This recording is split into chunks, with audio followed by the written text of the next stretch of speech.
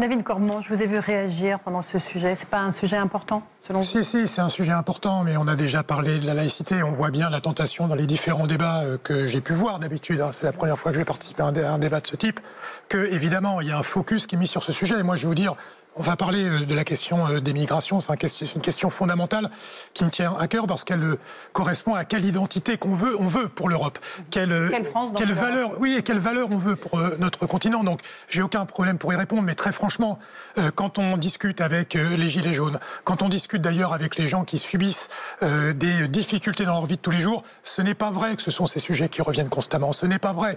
Et on met un coup de projecteur là-dessus, et c'est ça qui... On n'a pas dit un mot d'écologie depuis le début de ce débat, mais je sais, on va le faire après. Tant mieux, tant mieux. David Cormont, c'est sur la question, tant mieux, tant mieux. Et d'ailleurs, je m'attendais à ce que vous me disiez que c'est lié, que ce soit lié. Je vais vous le dire. De l'immigration. Non, mais enfin, je vais vous le dire. Vous ne pouvez pas dire qu'on n'a pas parlé d'écologie. L'écologie, c'est toujours transversal, j'ai bien compris. Donc on va en parler, pas de problème. Sur la question des migrations, ce qui est en train de se passer aujourd'hui, c'est que l'Europe est prescriptrice d'un certain nombre de conflits, de turpitudes qui pèsent sur d'autres pays du monde.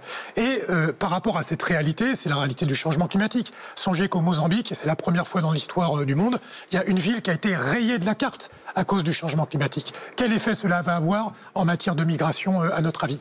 Quand on regarde, par ailleurs, vous parliez tout à l'heure, Monsieur Dupont-Aignan, des pays du Golfe qui déversent des milliards d'euros, d'après vous, ou des millions d'euros sur les questions du culte. Ils déversent surtout des milliards d'euros pour acheter nos armes. Ils déversent surtout des millions d'euros pour faire de la communication en investissant dans le PSG. Et ça, qu'est-ce que cela produit? Cela produit des guerres, comme au Yémen, qui vont provoquer des migrations. Quand on a besoin, pour maintenir notre niveau de vie en Europe, d'aller faire les prédateurs par rapport aux ressources de matières premières, nous organisons des conflits. Et cela crée des migrations. Et donc la première chose à faire quand on parle des migrations, c'est de se regarder dans la glace en tant qu'Européens par rapport à la responsabilité qui est la nôtre, par rapport au chaos géopolitique que nous traversons. Donc vous prenez quoi sur l'immigration? D'abord, agir sur les causes. Mais...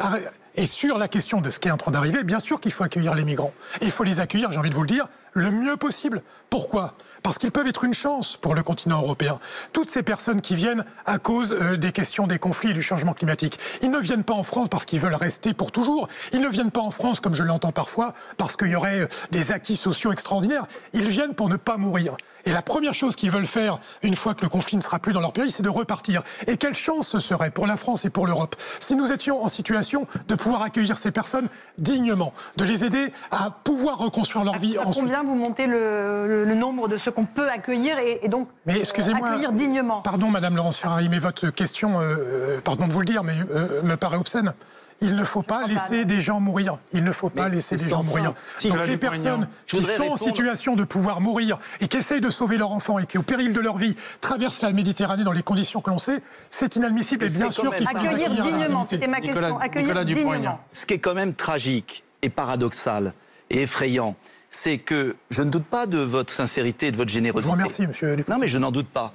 Mais que c'est ce type de comportement d'absence de raison d'État presque, qui fait qu'aujourd'hui vous avez des passeurs qui exploitent la misère humaine et qui font que des milliers de migrants se sont noyés en Méditerranée. Mais l'Europe les paye pour le faire. L'Europe les paye pour le faire. Quand on regarde, si je peux finir ma phrase, quand on regarde par exemple l'Australie, qui a été d'une fermeté que certains, et que vous auriez traduit d'inhumanité, eh bien a réussi à bloquer les passages.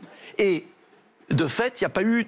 Il y a moins et il n'y a plus, quasiment plus, de migrants qui se noient pour aller en Australie. Ce que je veux dire, c'est que, est-ce qu'on ne devrait pas être adulte? Est-ce qu'on ne devrait pas être adulte? C'est-à-dire, à un moment donné, envoyer un message clair. Non, l'Europe n'a pas les moyens, avec 16 millions de chômeurs, avec des problèmes financiers, n'a pas les moyens de pomper les richesses africaines. Mais on a les moyens de vendre des armes pour les bombarder, monsieur. Mais je ne suis pas pour vendre des armes, aller bombarder les gens. Arrêtez. Je dis simplement que dans ce débat, au lieu de s'envoyer des anathèmes à la figure, est-ce qu'il ne serait pas temps de dire clairement, l'Europe ne peut plus accueillir, la France en tout cas ne le peut pas. Et dans ces conditions, détruisons les passeurs. On ne va pas me dire que les forces armées françaises, italiennes, espagnoles ne sont pas capables de détruire 200 organisations de passeurs en Libye. C'est pas possible. Deuxièmement, organisons le développement de l'Afrique. Et là, oui, par une autre politique. C'est d'ailleurs le président sénégalais qui dit que c'est un égoïsme que de vouloir prendre les forces vives de ces pays et les amener chez nous. Donc moi, je crois qu'il faut apaiser le débat, être d'une intransigeance absolue pour que les migrants sachent qu'il n'y aura pas de place pour eux dans notre pays, sauf quelques cas d'asile exceptionnels. Et puis, parallèlement, changer complètement la politique d'aide au développement de l'Afrique pour éviter le gaspillage des moyens.